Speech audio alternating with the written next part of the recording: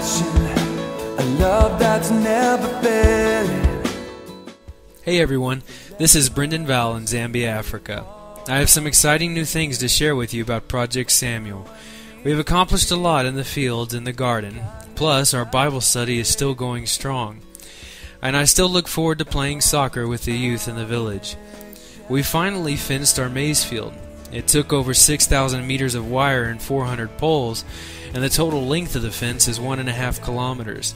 This fence will protect our maize field, garden, and oranges from cows and goats that can destroy a crop in a matter of days. We experienced a little of that with the blooming of our oranges in the update video a while back. For whatever reason, the cows love to break our orange trees. Literally, they wouldn't eat them. They would just rub their head and horns on the trees, breaking the limbs. But thanks to the fence, we don't have to worry about that anymore. Even our maize field was troubled by cows last year. The cows would roam through the field and eat anything in their path. But this year our maize field will be left to perform at its best so that it can sustain the children we plan to have on site in the early months of 2012.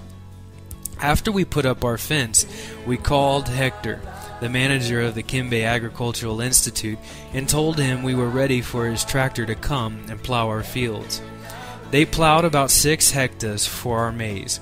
After plowing, the tractor came to disc, so that it could break up any clumps of soil and bring any weeds to the surface so that they can dry out and die. Last year we had a lot of trouble with weeds because we used cows to disc the fields. It wasn't done very well, so the weeds had a good head start on our maize. This year Mr. Shakavana, the driver for the Institute's tractor, did a great job plowing and disking our fields.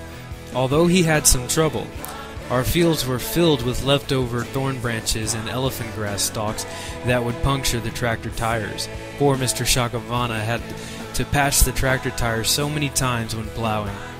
It is quite a process changing out a tractor tire.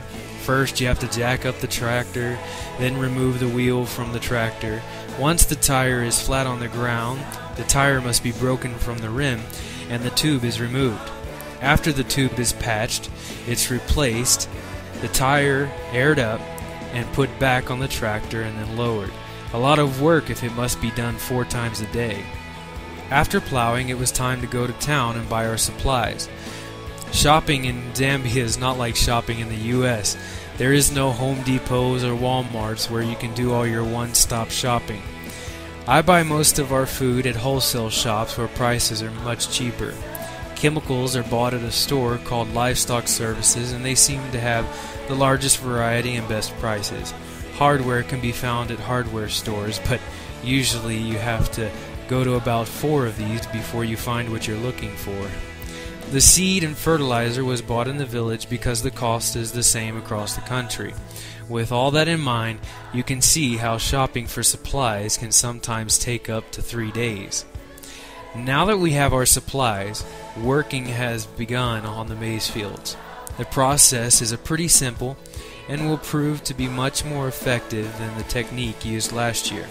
The first thing we do is plant the seed using a hand-operated machine that puts the seed and fertilizer in the ground. After that, we come back and make sure the seed is properly covered before spraying a non-selective weed killer. Fertilizer is placed at the time of planting to promote early germination and vigorous growth at the early stages of plant life. After the maize reaches 10 to 12 inches high, a top-dressing fertilizer is used. We will use a mixture of urea and manure.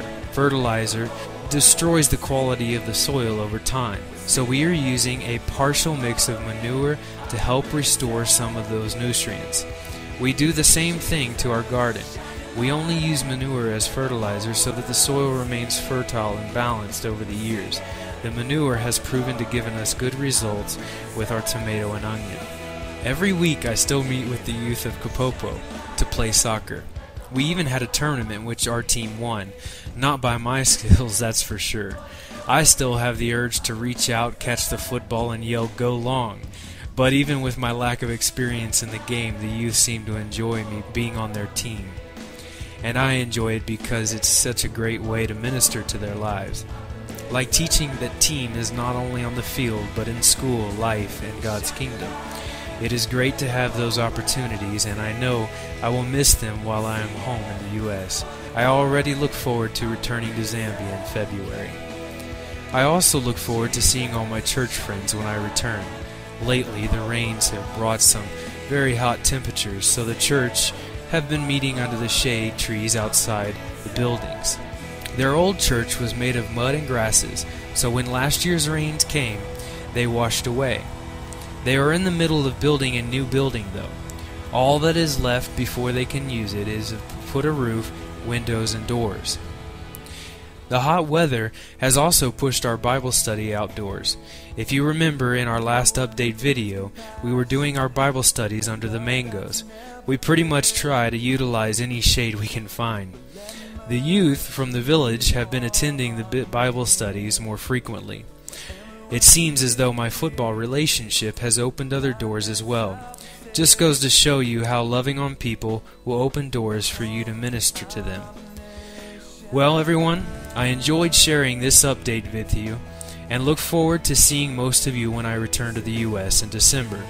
Until next time, have a great Christmas and a Happy New Year. My God is mighty to save.